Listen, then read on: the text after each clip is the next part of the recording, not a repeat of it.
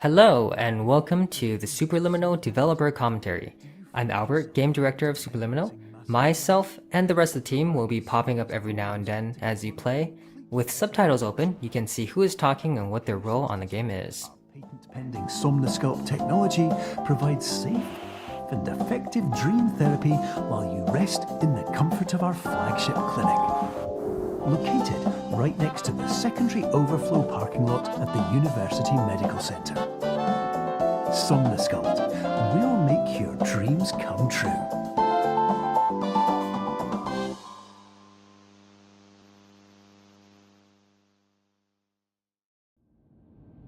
Hi, my name's Chris.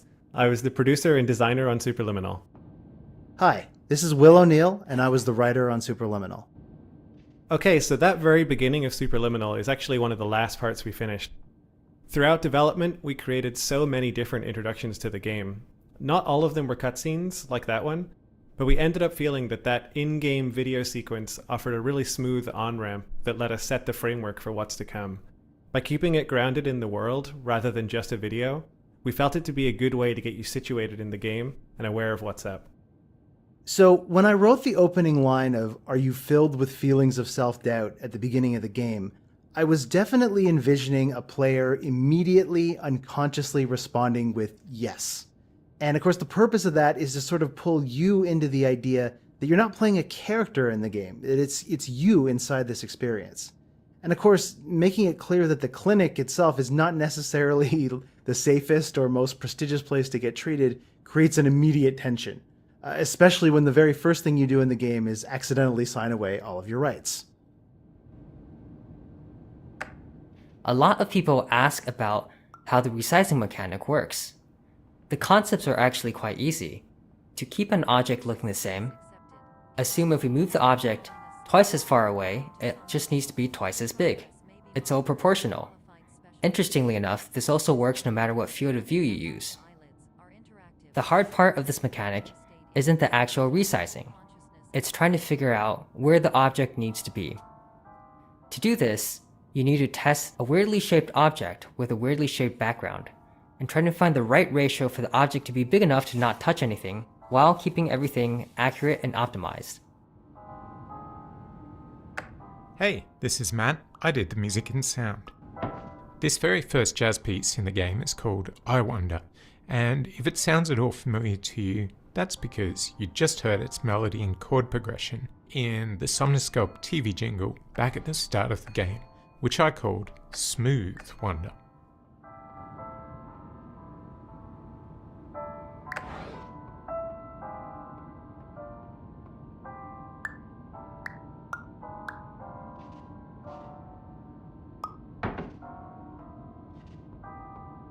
Hi, I'm Logan, and I'm level designer on Superliminal. A difference with the main resizing mechanic in this game is how much freedom it gives the player. This puzzle is a good example. In most puzzle games, if you put an object on a button in this scenario, the object doesn't need to be moved anymore. The key to unlock the door removes the key from the problem space. But unfortunately, in our game, you can just turn around and grab the object from any distance away. Therefore, we've gotten good at adding barriers in many places so people won't carry an object through all puzzles forever. Hi, my name is Alex, and I performed gameplay programming on Superliminal. When I joined the project, there weren't really any menus except the absolute bare minimum to get the player into the game, and there wasn't any keyboard support either. So the first order of business was to add proper mouse and keyboard support to the title and pause menus. The hardest part was supporting switching between the two on the fly, because you never know when the player is going to do it, and it could lock them out of the game. With that foundation laid, I started working on controller support. In terms of the menus, there wasn't much work to do. The pad basically acts like a keyboard. But gameplay was quite a different story. As we approached launch, we all agreed that controller support wasn't quite up to par, and so we shipped without it, adding it around a month after launch. To make controllers feel as good as mouse and keyboard, I wrote a bunch of code to modify how controller input is interpreted. For mouse and keyboard, input is more or less one-to-one mapped to player movement. So you move the mouse and the camera turns. But that doesn't feel good with controllers. Trying to pick up a very small object, say a chess piece, can be quite finicky. In the end, I made it so looking around accelerates the longer the stick is pressed, and behaves differently based on whether you are looking vertically or horizontally, and also while you are holding an object. Probably the biggest change was a quote-unquote auto-lock feature, which draws the focus to a grabbable object as your cursor gets closer to it. All these changes culminated in controllers feeling much more accurate and satisfying. There's quite a bit of foreshadowing throughout this level. We wanted to hint at the mechanics that are going to come later in the game. For example, the projection, the clone, and the portal hallways later on. Little things like that feel like visual treats when you're playing this level, but serve as fun reminders when you play for a second time that we kind of told you the whole thing all along. Hi there, I'm Steve, I'm the art director of Superliminal. One of our main visual touchstones for this section centers around a couple of silly questions. What would someone in the early 90s dream up as a futuristic testing facility? And how could they build that on a shoestring budget but with infinite time? I feel like those two questions were ones we actually asked ourselves more than once during the process of making this game. When we were playtesting, we realized that players were getting tripped up on different aspects of the resize mechanic. So we tried to make each puzzle in this level teach a specific action. The cheese puzzle is our way of forcing players to make something from very small to very big, and the puzzle after that is the opposite. This broken window puzzle is to teach you how to make things small and fit through a hole, but at a distance, so you can't simply walk up to it.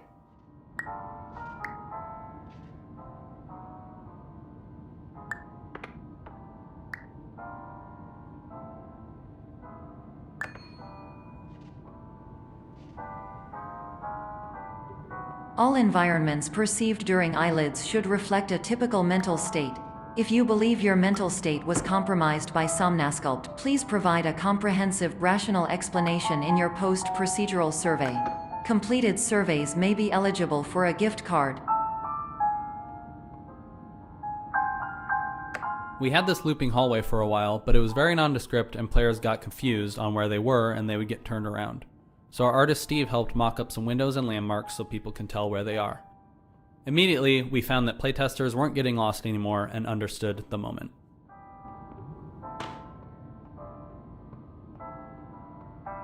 Our core game mechanic is so novel that we immediately drew comparisons to other quasi-sci-fi puzzle games. And since our game is about playing with and subverting expectations, we wanted to lean into that and start the first level with a kind of test chamber aesthetic and immediately break that going forward. Narratively, this space is what Dr. Pierce planned to have his dream therapy program look like before it all went wrong.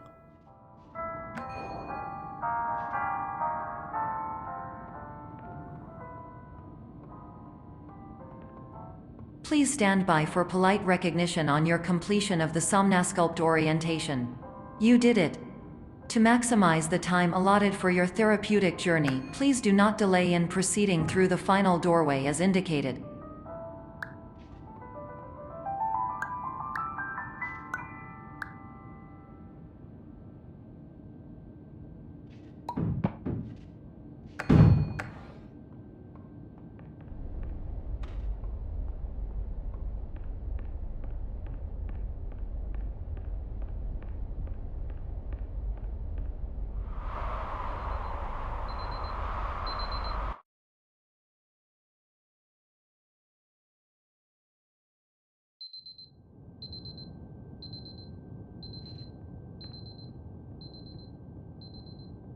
The reason we ended up with this sleep clinic section is because we wanted to convince players that they might have actually woken up from the dream.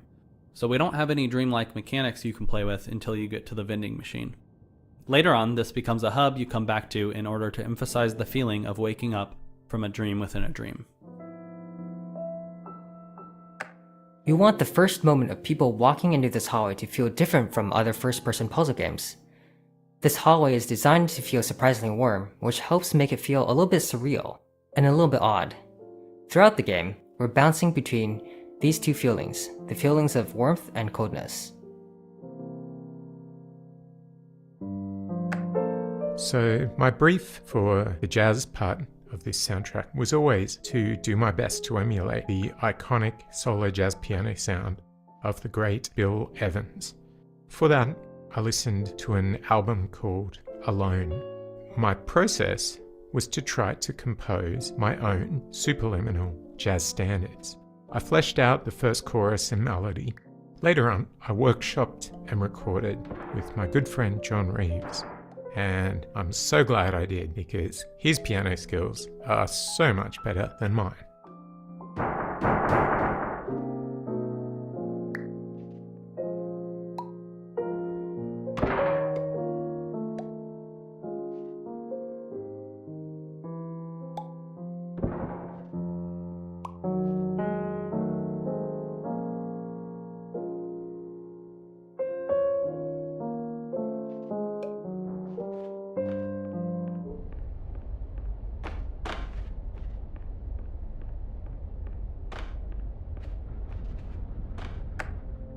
Hello, my name is Dr. Glenn Pierce, and I'd like to talk to you about being special.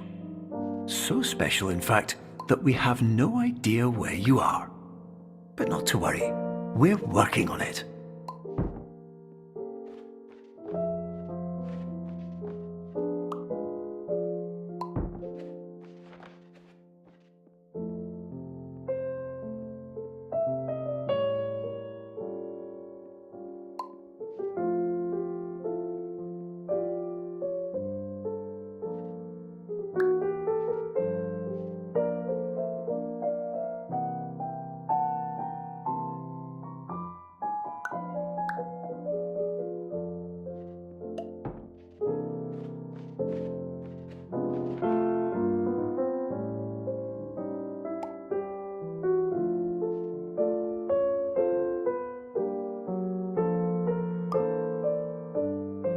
Hi, my name is Ryan, and I was the principal artist on Superliminal. Optical's Pink Hotel Hallway was the first area we nailed down visually and served as a starting point for how we approached the art for the rest of the game. We wanted enough decoration for it to be interesting to the player, yet it couldn't have too much visual noise, or else the player would get lost and overwhelmed. We made interactable objects the complementary color of the surrounding environment, which helped them pop more and feel more important. After we were happy with how this part of the game felt, the rest of the locales came together much quicker, and we required less iteration. We still don't know, but please keep moving forward, and hopefully you prefer frequent updates to being reminded that you are completely lost.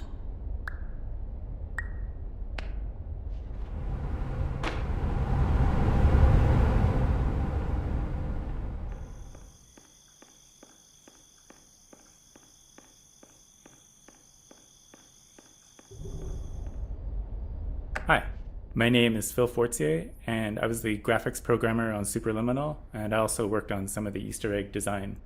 So in this warehouse, you'll notice that there are actually 4 exits to the room, and the level geometry on the other side of the exits would actually overlap if it existed in real space. So to make the level design a little easier, we used our portal tech here. So the exits to the room when you leave the room are actually in vastly different physical locations within the level, but hopefully it should be all seamless for the player. Before you grab the moon in the next room, please notice that it looks quite far away. An interesting fact is that it actually isn't that far at all. But because the moon's position is moving with your position, it seems to be infinitely far away. You should also find a variety of emergency exit signs that should lead you to them. Will all of this work? Absolutely.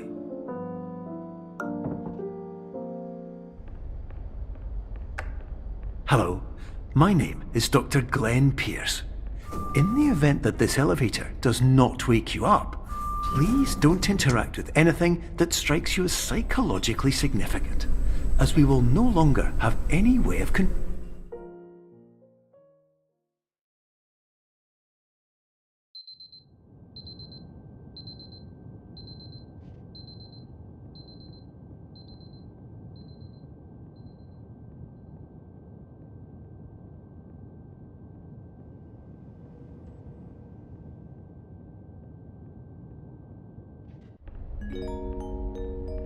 This is an automated message for all patients who attempted to use an alternate pathway to access the next phase of Somnasculpt therapy but who have become trapped in a dream state paradox instead. Your decisions imply a failure of orientation, which reflects negatively on the standard orientation protocol. You will rectify this failure immediately. So the standard orientation protocol character is obsessed with proper orientation, and that makes her kind of thematically antagonistic to the idea of truth being, intrinsically tied to perspective. But to me, the fun part of it was writing her as being cruel without there being any actual malice to it. Like, she has nothing against you personally. Her programming simply can't see beyond proper orientation as being the only thing of any value to a Somnasculpt patient whatsoever. An early challenge we had for creating the art for Cubism was how to approach the space and make sense of it. We started taking it a bit too literally. For example, how could we make sense of the door being so high up? Why would it be built this way? The solution we arrived at was simply not to make sense of it, because it shouldn't. We created a simple museum aesthetic that wouldn't get in the player's way of experimenting with and enjoying the puzzles. Sometimes keeping it simple is the way to go. More dreams, your mind will suffer an explosive Between the colorful dream spaces, we have these, what we call back areas. These back areas serve as the backdrop to everything. They are where the dream spaces are built, and also the service hallways in between them. We wanted to give them a colder, darker feel to contrast with other spaces in the game. But we also wanted to keep a man-made feel, as if people were just here moving things, creating these spaces, doing work a second before you arrived. Yeah, it reminded me a little of Charlie Kaufman's Synecdoche, New York, that idea of building a world inside of another world. Originally, we had little plaques indicating exhibits within the museum, but we felt it was a little bit too on the nose, so to speak. You are the main exhibit, so I imagine the players wandering around a game with an exhibit plaque hanging around their necks.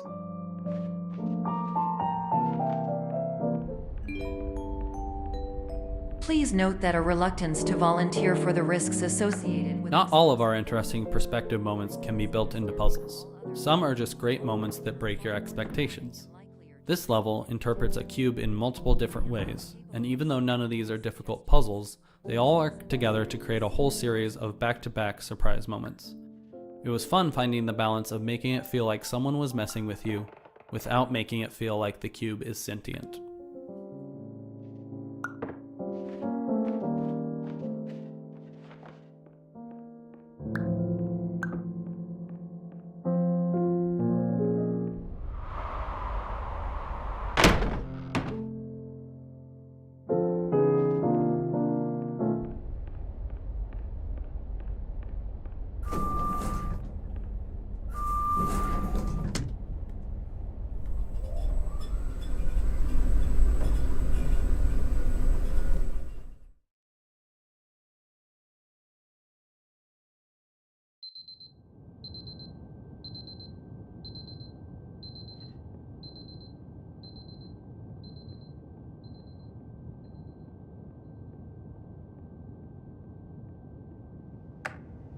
Hello, my name is Dr. Glenn Pierce, and despite touring the waterfall... This level came about because we explored the idea of the game being an anthology of different stories, one story for each level. This level was the horror level, and I immediately knew what it would be about, getting the player to be scared of their own shadow. None of the scares are actually real, but the player doesn't know that right away. We scrapped the anthology idea, but this level worked so well that we kept it. One aspect we wanted to explore and draw from was movie scene cuts, basically how a match cut in a movie might make sense in a game. This next moment is a good example. Carefully watch the cloud in the distance. You'll see that it cuts to a new scene.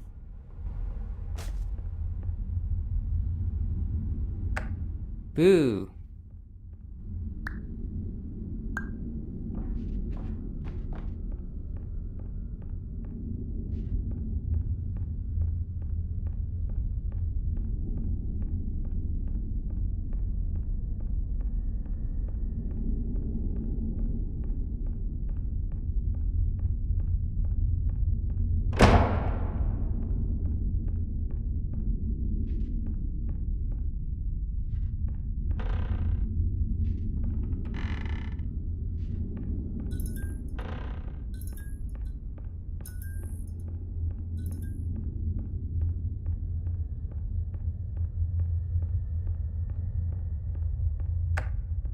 Hello, my name is Dr. Glenn Pierce, and I'd like to talk more about the feelings of worthlessness and self-doubt I mentioned before. You feel this way because you want the kind of happy life you see all around you, the kind you know everyone else is enjoying. And that's exactly why we're here to help.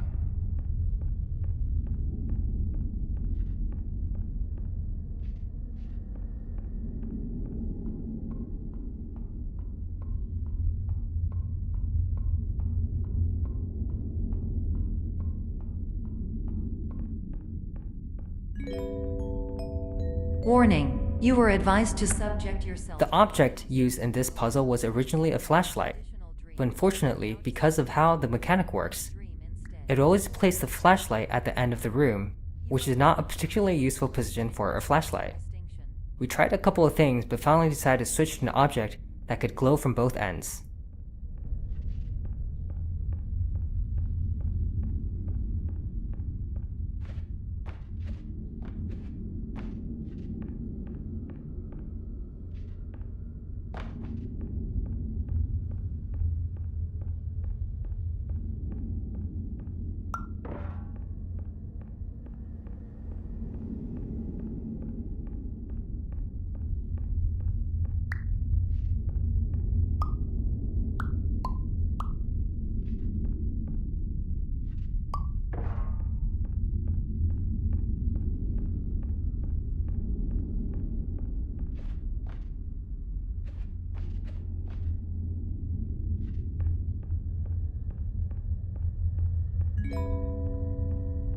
Did you know that unintentional multi-dream layering occurs in less than 1% of patients? When I prototyped this part, there was going to be a shadow of a monster on the wall that turned out to be a bunch of random objects when the lights turned on.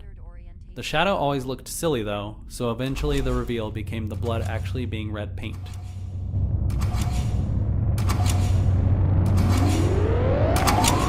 This room was one of the biggest technical challenges we had in the game. Originally, this was one huge room, but turning our dynamic lights all on abruptly killed the frame rate, so we ended up chopping the room into smaller areas so we could hide and unhide objects from the player's view once the lights turned back on. This would lessen the amount of objects getting hit by lights at a given time, thus saving on performance. Yeah, I remember Phil even tried teleporting the player to a completely new room, but that change-up was a bit too visually obvious, and we eventually realized that chopping up the room was the answer.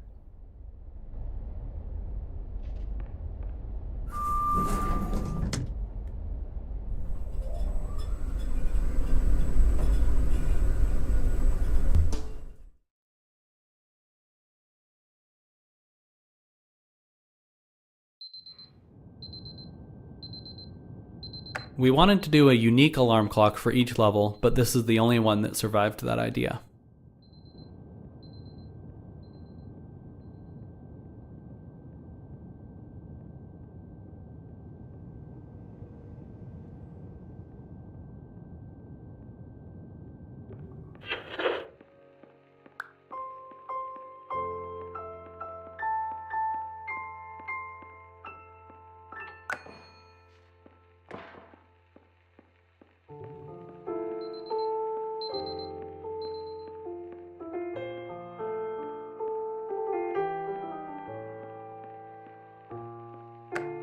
Part of breaking expectations is changing your definition of an object. A door, which usually keeps people out, becomes a flight of stairs if it is cloned enough times. Attention! Dr. Pierce requires you to note the following risks of dream. Yeah, so this right-click to return sign that I bet you didn't even notice is one of the most unread signs in the game. It comes up later, and it's also one of the most unread signs in the game there too. And other side effects which have not yet been discovered or which cannot be understood.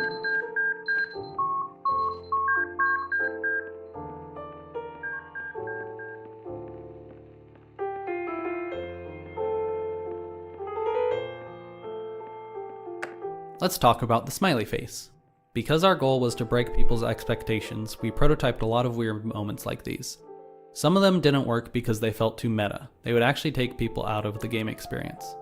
This one, however, stayed because it was just subtle enough and playful enough that you could see it as a bout of insanity.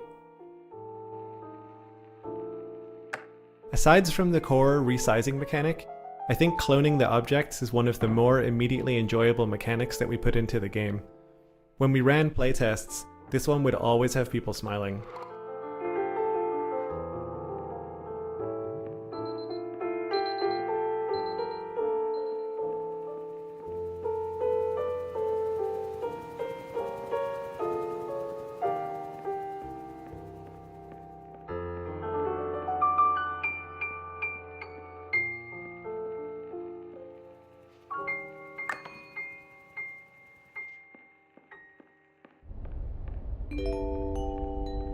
Warning: Dr. Pierce is frantically submitting numerous spelling and grammar mistakes into the standard orientation protocol in a desperate attempt to counsel you. I have no subroutine to correct these errors, but I cannot compromise the integrity of the standard orientation protocol. You will not receive these messages. They would not make sense regardless.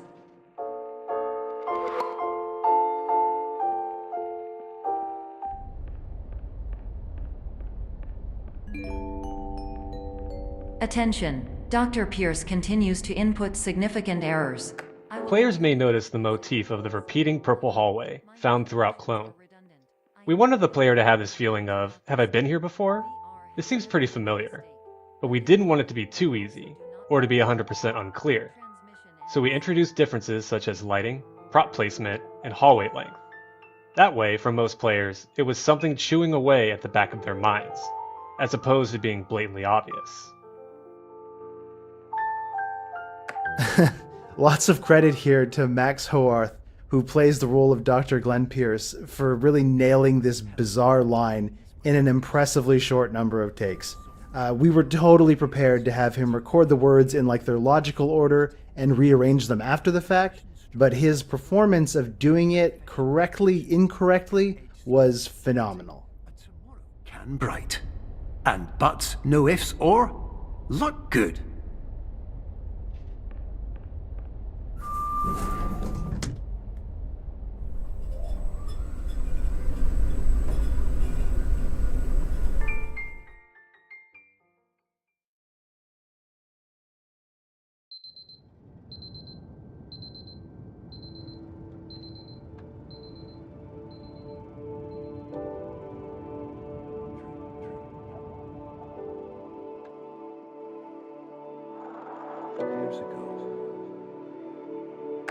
This room kind of happened by accident.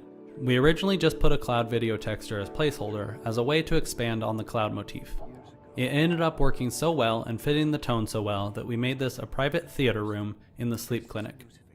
It evokes a nostalgic and relaxing but slightly creepy feeling which seemed to fit the game perfectly. Please continue to do whatever you did most recently, and discontinue whatever you were doing immediately prior to that.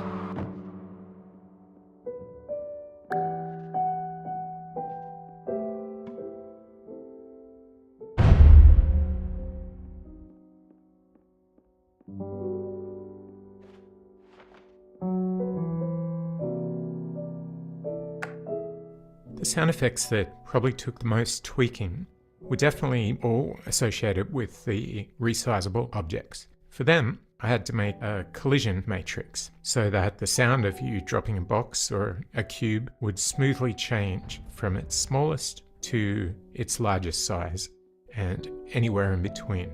So to achieve that, there were lots of different layers of the sounds, lots of automated pitch shifting, speeding up, slowing down, lots of crossfading between different layers of the sound, and a lot of trial and error to get it feeling right inside the game.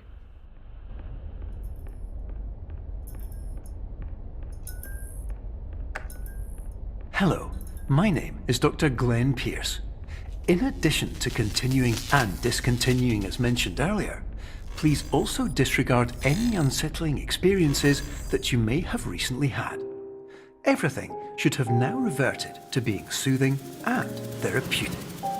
If this is not the case, you may be receiving this message in error.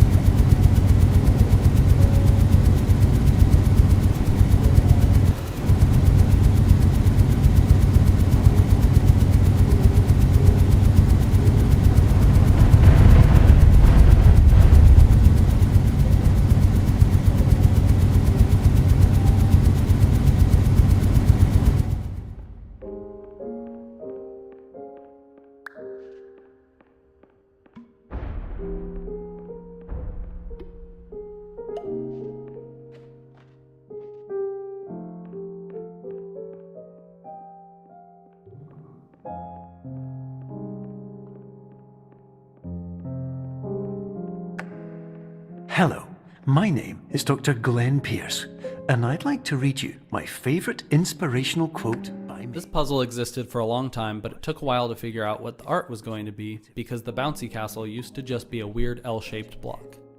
Eventually, we landed on the pool motif and the bouncy castle and added a little bit where you go inside the vent. Loss of everything you've ever held dear. Whatever you do, don't focus on that.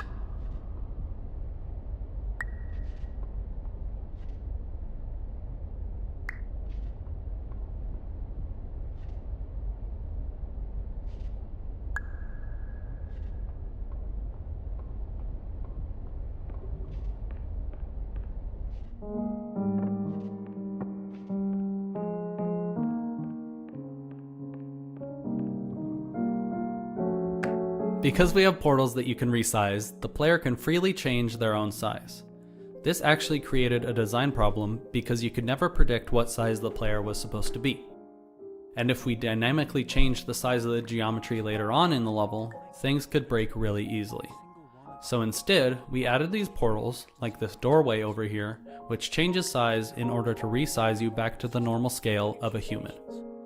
Congratulations.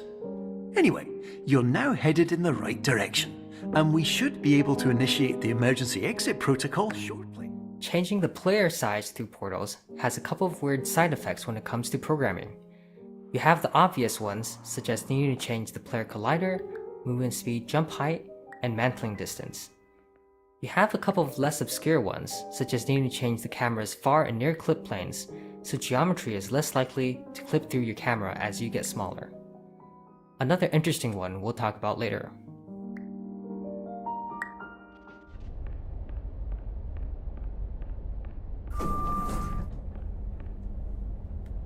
So that's my cat. His name is Finn, and he's a good boy. And we only had a day or two left before finishing the game, and we needed to figure out what kind of posters to put in our elevators. So I decided to have a little bit of fun with it, and this is by far my favorite, of course. The Cardboard Lovers Association also makes a nice little nod to the cardboard dollhouse.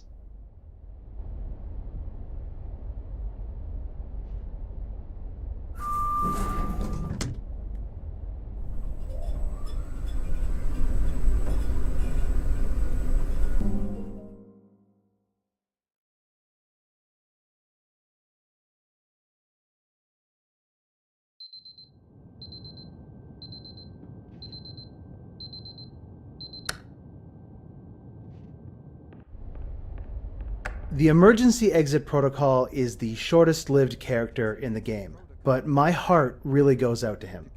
Because just like a triangle player in an orchestra, he has precisely one job and he waits patiently for his moment to do it, only of course to have it snatched away just as that moment arrives.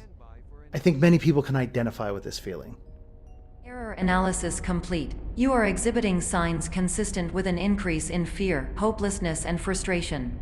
This is inconceivable, as somnasculpt therapy is proven to correlate with a decrease in these emotions.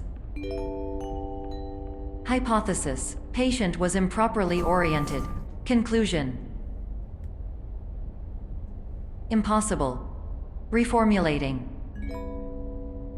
Improved hypothesis: patient requires additional somnasculpt therapy.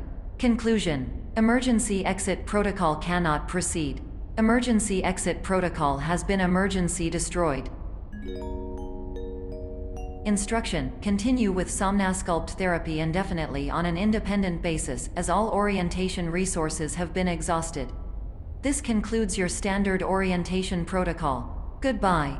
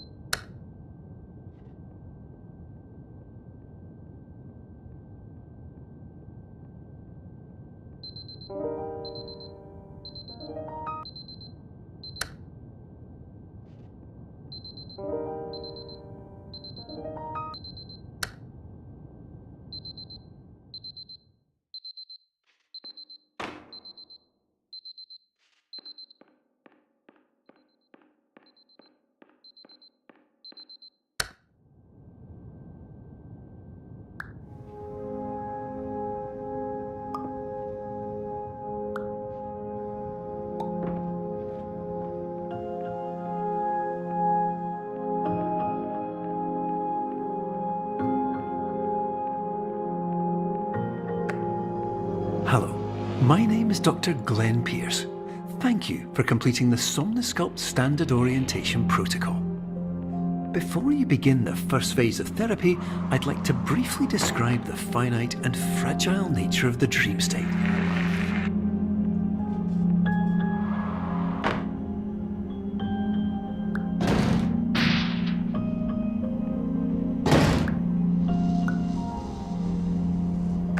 We had all these surprise moments prototyped, and so I wondered what it would feel like if we had a whole level of surprise moments.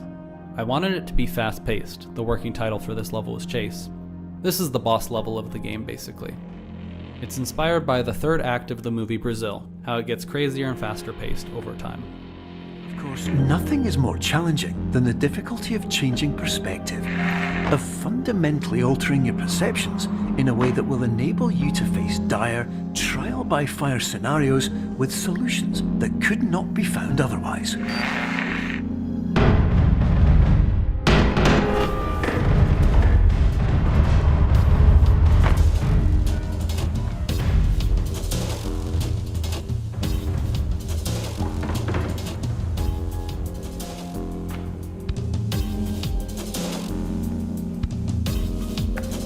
The music throughout the game really goes through a significant transformation, but the piano is always there to guide you. Even as the music becomes darker and more electronic, it always has the melody, or at least a really significant role to play. It changes as you progress through the game. I switched to different types of piano, starting out with a piano Bill Evans famously recorded on. Later, switching to a more modern sounding instrument. I double it with prepared piano sounds sometimes, I use felt piano, and gradually more reverbs and delays as the game evolves. But at the heart of each piece is the piano.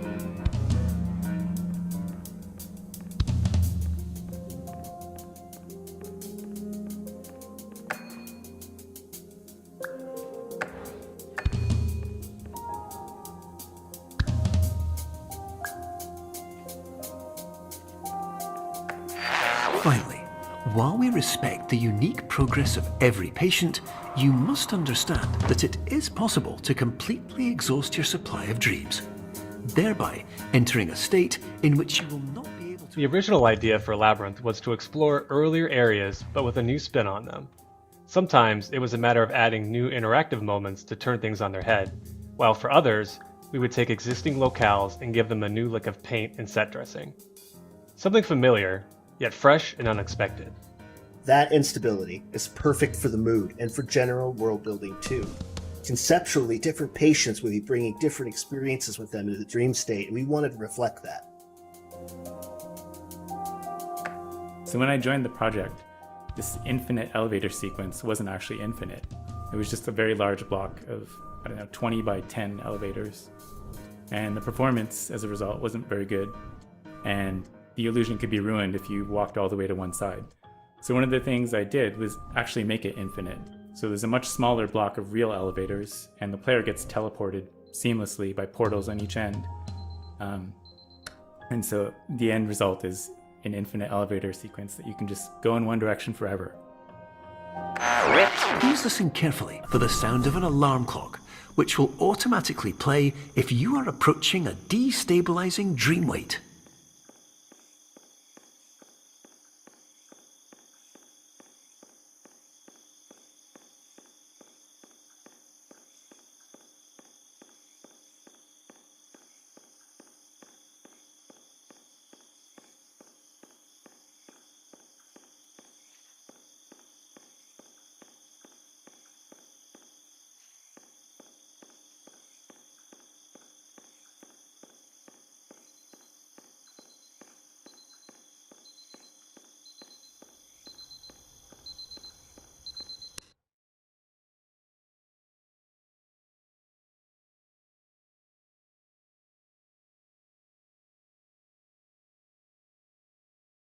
This is highly unusual. It appears you have entered the Somnasculpt diagnostic. So coming up with the way to actually make the portal and a portal make sense for the player was a really tough problem. And we iterated on this for weeks with input from all different team members. So it was really a group effort. But it was important to get it right because this is one of the pivotal moments in the game. And then another thing we had to do was figure out how to make the world degrade in a way that fit with the game's look and feel. And one day while prototyping, I just happened to accidentally assign a light map texture to one of the walls in the room, and I really liked the way it looked. Light map textures are textures generated by the engine offline to help with realistic lighting. So anyway, we ended up using this. So when the world degrades, the shafts of light breaking through the walls into the rooms, and that effect is actually driven by a light map texture from one of the other levels.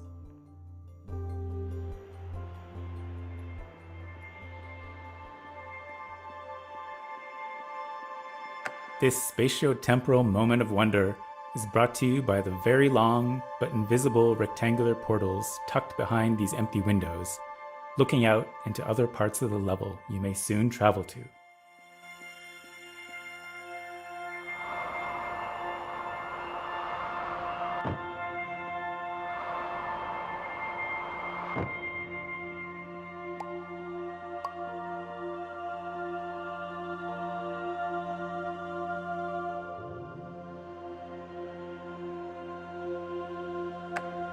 Hello, my name is Dr. Glenn Pierce. This final level was designed with the idea of removing depth perception entirely. All the visuals are flattened. Where I understood that each of us begins as nothing. Where everything I perceived was shaped by seeing it exactly the way I wanted to. White space.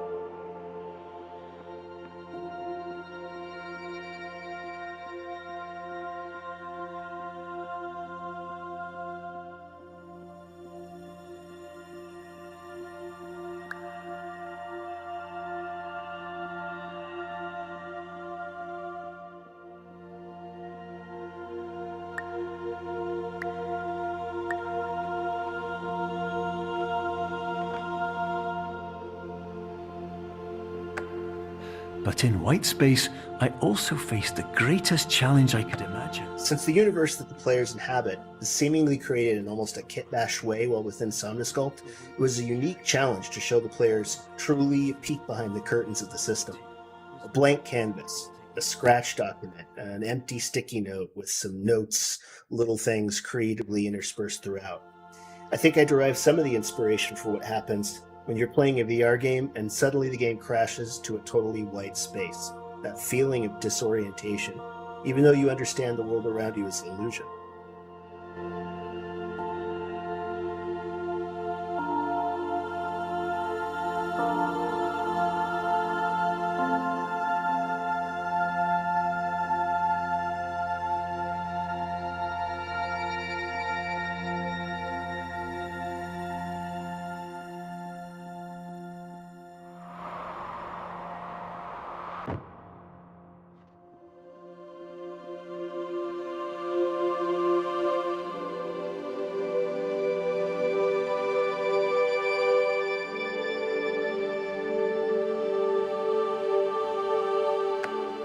You're well beyond dreaming now, and further out than anyone has ever come back from.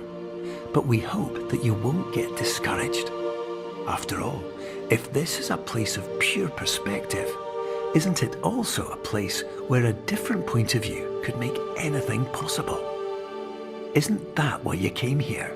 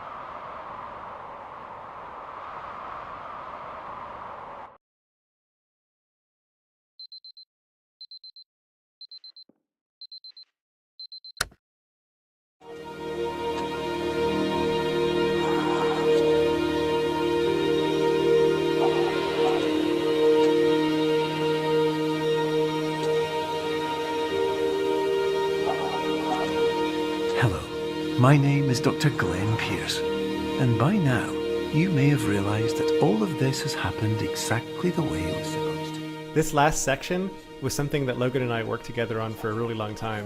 When I first saw it, I had this great feeling for how it could be like a really nice, impactful moment. And so I got this really kind of awe-inspiring, inspirational music to put behind it, and Logan absolutely hated it. I stuck to my guns and asked him to stick with it for a while and play it for a couple of days, a couple of weeks, and see how things went. And he ended up totally coming around to my side of thinking. Initially, we were unsure if we went for this kind of pure feeling that it would just be really hokey. And I ended up reading this essay on television written by David Foster Wallace. And it really kind of encouraged me to kind of get over that sort of postmodern, too cool for anything aesthetic, and to just really go gung-ho into sort of rewarding you for ending the game by giving you something really nice. This level was created early on. I liked the idea of giving the player some time to think about their journey rather than ending the game immediately, and I knew film-like cuts would be perfect for revisiting their experience through the game. Chris initially suggested a song for reference, and at first I hated it. I kept listening to it though, and eventually grew to love the song. Matt came up with a track that is even better than the reference material, and it fit perfectly. Your life will always be a struggle, and you will always have problems. But today, you had the chance to see things differently. Even though it meant facing obstacles that seemed impossible at first, you thought outside the box and you overcame them. Because you saw things from every angle, you understood them for what they really were. Because you kept moving forward, no matter how far off the path you were told you were headed, or how unexpected it became, you found your way.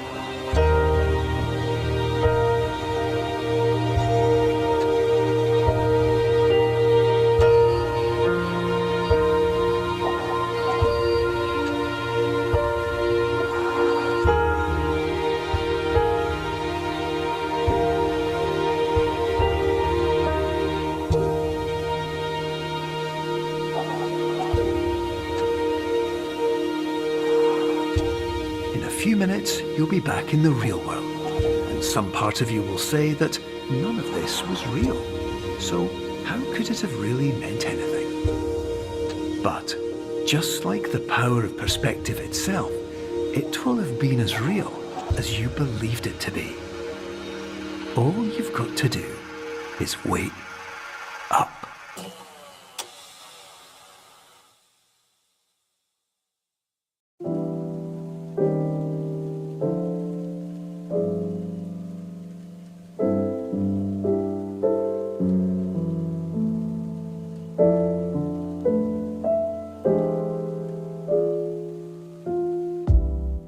That's it. That's the game. Yeah, and thanks for listening all the way through, if you did that. Thank you for exploring our dreamy environments. I love you. The models, textures, avocados, let's see, materials, rubber duck, apples. I think that's all of the art. And thanks for enjoying the music and sound. And the writing. And the code that holds everything together.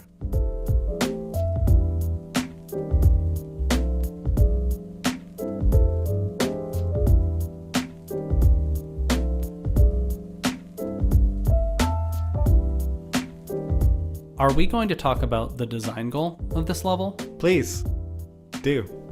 The goal was to show you who made the game. Thank you.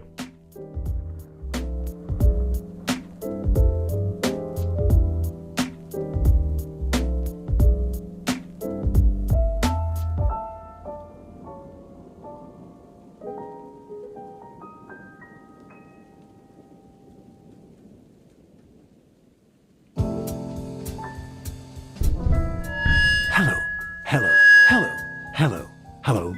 Warning, the average adult can only withstand 3 to 5 hellos per night. Absolutely.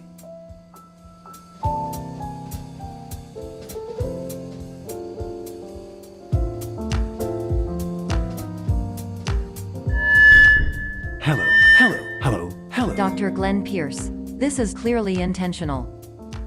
Why do I feel like everything is going wrong? Noted, Dr. Pierce.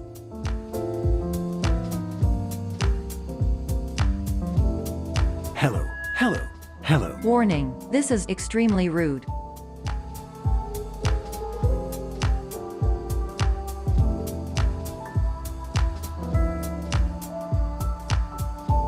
Hello. My name is Insignificant.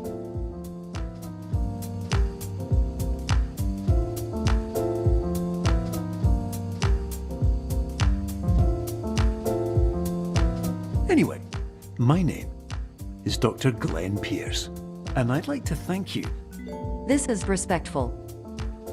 because you saw things from every angle. You found your way. Congratulations. Congratulations. You're now headed in the right direction. All you've got to do is wake up.